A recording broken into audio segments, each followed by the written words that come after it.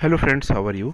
सो friends, आज मैं लेकर आया हूँ अनदर एडमिशन रिलेटेड अपडेट। और इस अपडेट में मैं आपको बताने वाला हूँ कि ट्वेल्थ बेस्ड पैरामेडिकल कोर्स के लिए, जिसमें which includes GNM, ANM and various other twelfth based paramedical courses like medical assistant, lab assistant, ECG technician, आपका डी फार्मेसी।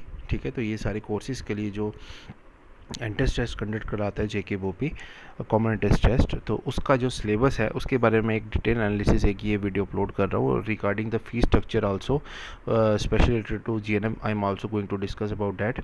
तो वीडियो को एंड तक ज़रूर देखिएगा। और वीडियो थोड़ा सा लंबा होगा क्योंकि मैं इसमें एक एक पार्ट, एक एक टॉपिक जो है आपका specially related to common test अगर वो कंडक्ट करेगा JKBOP this year, it will only depend upon the number of forms which are going to be filled by the candidates। तो नंबर ऑफ़ फॉर्म्स के ऊपर वो डिपेंड करेगा कि कितने फॉर्म्स इस बार लगते हैं JKBOP में।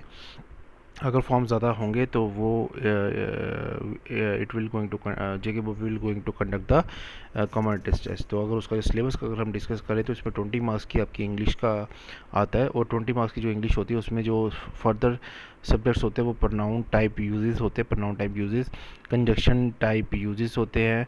ठीक है, उसके बाद होता है model auxiliaries and there uses, reported speech changes in verbs and the other uses. 3 question रहते हैं, 3 आपका, और ऊपर वाले प्रोनाउंस और कंजक्शंस भी 3 मार्क्स ईच रहते हैं।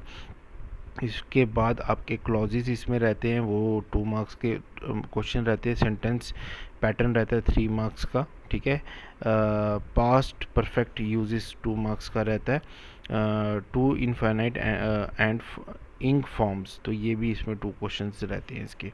तो ये टोटल क्वेश्चंस को अगर हम मिला लिया जाए तो इसमें 20 मार्क्स के ये रहते हैं। उसके बाद अगर हम बात करें फिज़िक्स की, तो फिज़िक्स में नंबर ऑफ़ क्वेश्चंस जो रहते हैं वो 4 क्वेश्चंस रहते हैं। ठीक है, 4 क्वेश्चंस हैं आपके जो सब्जेक्ट्स। 20 मार्क्स का पेपर होता है फिज़िक्स का, जिसमें 4 जो क्वेश्चंस रहते हैं या 4 मार्क्स की जो वेटेज होती है वो होती है light and reflection and refraction के ऊपर। और उसमें जो सब टॉपिक्स आते हैं वो है reflection of light, spherical mirrors, image formation, uses of spherical mirrors। ठीक है, sign convention of the spherical mirrors, relation between the focal length and the radius of the curvature, mirror formula। ठीक है, और magnification इसके ऊपर depend करता है। Refraction of the light, फिर refraction through a glass slab. ठीक है, refractive index, condition for no refraction, ये इसके ऊपर डिपेंड करता है, ये सारे फैक्टर्स। फिर स्फेरिकल लेंसेज आते हैं आपके, इमेज फॉर्मेशन आती है, साइन कन्वेंशन आते हैं, लेंस फॉर्मूला रहता है, न्यूमेरिकल प्रॉब्लम्स रहते हैं, इसके ऊपर न्यूमेरिकल्स भी आते हैं, मैग्निफिकेशन रहता है, न्यूमेरिकल प्रॉब्लम्स मैग्निफिकेशन के ऊपर, पावर ऑफ लेंस के ऊपर न्यूमेरिकल प्रॉब्लम आपके इस न्यूमेरिकल इसके ऊपर, पावर ऑफ लेंस के ऊपर। तो 4 मार्क्स के इसमें क्वेश्चन आते हैं। Human I and the colour world, इसमें जो अगर हम देखें तो ह्यूमन आई आती है, ग्लास प्रिज्म आता है, और एटमॉस्फेरिक इसमें रिफ्रैक्शन और twinkling of lights and colour of sun at the rise and the sunset, इसमें 4 नंबर का ये आता है। इलेक्ट्रिसिटी की अगर हम बात करें तो इलेक्ट्रिसिटी में कॉन्सेप्ट ऑफ इलेक्ट्रिसिटी चार्ज आता है, electric current, electric potential difference, Ohm's law आता है, experimental verification, resistance, it's dependence, combination of the resistance. तो ये इसके ऊपर रहते हैं, न्यूमेरिकल प्रॉब्लम्स रहती हैं इसमें। Heating effect of electric current, power and energy, इसके ऊपर भी ये रहता है आपका। Magnetic effects of the current, अगर मैं इसकी बात करूं तो इसमें मैग्नेटिक इफेक्ट ऑफ करंट रहता है, फील्ड लाइंस आती हैं, 4 नंबर का इसकी वेटेज होती है। और उसके बाद आपका magnetic field due to current carrying straight coil solenoid का आता है, force on the current carrying conductor in the magnetic field ये आता है, electric motor, domestic electric circuits आते हैं आपके।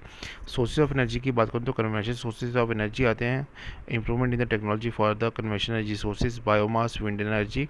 फिर नॉन कन्वेंशन एनर्जी सोर्सेज के में बात करूँ तो solar energy, energy from the sea, फिर न्यूक्लियर एनर्जी आता है, lasting of the energy of energy sources. तो इसमें 4 नंबर के क्वेश्चंस आपको इसमें भी आते हैं।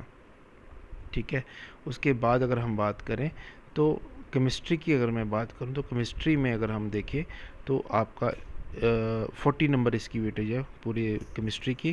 Chemical reaction and equation 8 number के इसमें क्वेश्चन आते हैं। बैलेंसिंग होता है इसमें, balancing of chemical equations, types of chemical equation, displacement reaction, double displacement reaction, oxidation reduction reaction, effect of oxidation reaction in everyday life, corrosion and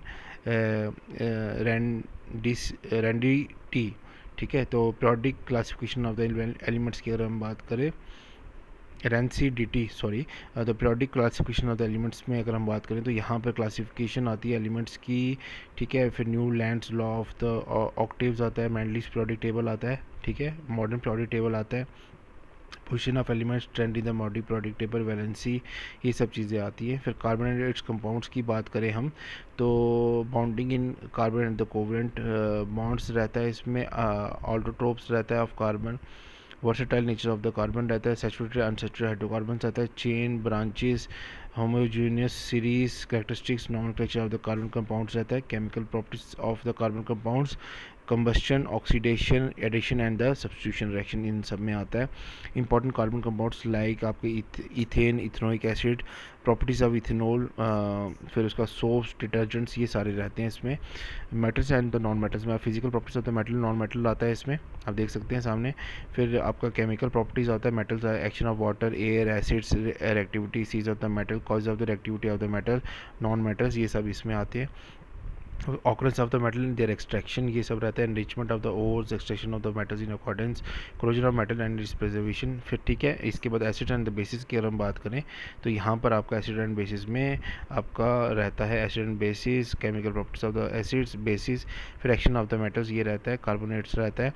ठीक है, उसके बाद आपको metallic acid, non metallic acid, basis, similarity in the acid and the basis, reaction of the acids and the basis in water, pH and its importance रहती है, idea of salt, types of pH, chemical common salts like sodium hydroxide, baking soda, washing soda and plaster of Paris, ये सब रहता है।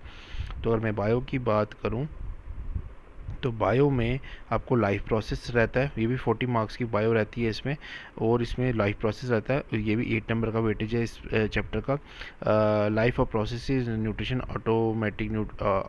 Autotrophic nutrition, तो nutrition, humans, respiration, ठीक है, और एक्सक्रीशन, ये सब इसमें रहता है। कंट्रोल एंड कोऑर्डिनेशन की अगर मैं बात करूँ, इस चैप्टर का भी वेटेज 8 मार्क्स का है। एनिमल न्यूरो सिस्टम रहता है, what happens in the reflex action रहता है, ह्यूमन ब्रेन रहता है, what how are these tissues protected, neuron tissues causes action, ये सब रहता है। Coordination in plant, immediate response to stimulus, movement due to growth, harmonics in animals, तो ये सब चीज़ें इसमें रहती हैं। हाउ डू ऑर्गेनिज्म रिप्रोड्यूस, वो रहता है इसमें। The important variation and the modes of the reproduction used in the unicellular organism. फिर फिजन रहता है इसमें, फ्रेगमेंटेशन रहता है, रीजनरेशन रहता है, सेक्सुअल रिप्रोडक्शन रहता है। How why is the sexual mode of the reproduction, फिर रिप्रोडक्शन द ह्यूमन बींग्स रहता है, male reproductive system, female reproductive system, what happen when the eggs is not fertilize, तो ये सब फैक्टर्स इसमें रहते हैं। 8 मार्क्स का इसकी वेटेज है। फिर हेरिडिटी एंड द जेनेटिक्स की बात करें, इसका भी 8 मार्क्स की वेटेज है। Accumulation of the various reproduction, hereditary रहता है, इनहेरिटेड ट्रेट्स रहता है, रूल्स फॉर द इनहेरिटेंस रहता है, ठीक है, सेक्स डिटर्मिनेशन रहता है, फिर आपके क्लासिफिकेशंस रहती हैं, ट्रेसिंग, आपका relationship, fossil fuels, evolution in the stages, ये सब चीज़ें रहती है। अगर इन्वायरमेंट की बात करें तो लास्ट चैप्टर जो रहता है इसमें इन्वायरमेंट एंड द इकोसिस्टम, ये पार्ट्स रहते हैं। What are its components, food and chain and webs, how do our activities affect environment, ozone layer, how does it get depleted, managing the garbage we produce, तो ये इसका syllabus है। मैं एक बार repeat कर दूं, 40 मार्क्स की आपकी इसमें 40 मार्क्स की बायो रहती है, ठीक है, तो 40 मार्क्स की इसमें केमिस्ट्री रहती है, 20 मार्क्स की आपकी इसमें फिज़िक्स रहती है, फिर उसके बाद 20 मार्क्स की आपकी इसमें इंग्लिश के MCQs आते हैं, MCQs, ठीक है, जो पेपर पैटर्न आपका रहता है। ठीक है फ्रेंड्स, आई होप मैंने क्लियरली आपको ये इसके बारे में बता दिया है। तो अगर हम देखें फ़ीस स्ट्रक्चर के बारे में, तो फ़ीस स्ट्रक्चर का मेरे को कहीं मेरे सब्सक्राइबर मुझे व्हाट्सएप ग्रुप में, टेलीग्राम चैनल पे, इंस्टाग्राम पे मेरे को पूछ रहे थे कि फ़ीस स्ट्रक्चर के बारे में थोड़ा सा बता दीजिएगा, specially to GNM and ANM courses in private and government. तो इसमें जो इन्होंने दिया है जो इंस्टीट्यूट्स का बारे में बताया है, वो इसमें 6000 के अराउंड ये बोल रहे हैं for the paramedical diploma course in government institutes and colleges. 6000 बता रहे हैं और 9000 बता रहे हैं जीएनएम की फ़ीस पर ईयर। 3 ईयर्स का ये कोर्स रहता है जीएनएम का, पर ईयर 9000 बता रहे हैं। और पैरामेडिकल अगर 2 ईयर्स का है, कहीं कोर्सेज 2 ईयर्स का तो उसका 6000। लेकिन किसकी बता रहे हैं, ये गवर्नमेंट की।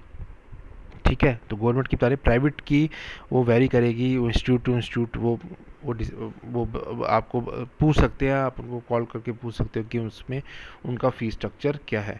तो फ्रेंड्स, आई होप मैंने क्लियरली आपको बता दिया है। Thank you for so much and love and support for this channel. ठीक है, और जो लोग फर्स्ट टाइम इस वीडियो को देख रहे हैं तो kindly subscribe my channel, like कीजिए वीडियो को, शेयर कीजिए चैनल को अपने फ्रेंड्स के साथ। इंस्टाग्राम पे भी मुझे फॉलो कर सकते हो जेके वैकेंसीज़ अपडेट करके। जेके वैकेंसीज़ अपडेट करके मेरा इंस्टाग्राम आईडी है। डिस्क्रिप्शन बॉक्स में मैंने अपने व्हाट्सएप ग्रुप का लिंक और टेलीग्राम चैनल का लिंक और अपने इंस्टाग्राम चैनल का लिंक भी मेंशन किया, आप मुझे उधर भी फॉलो कर सकते हो। तो फ्रेंड्स, मिलते हैं नेक्स्ट वीडियो में। Thank you so much.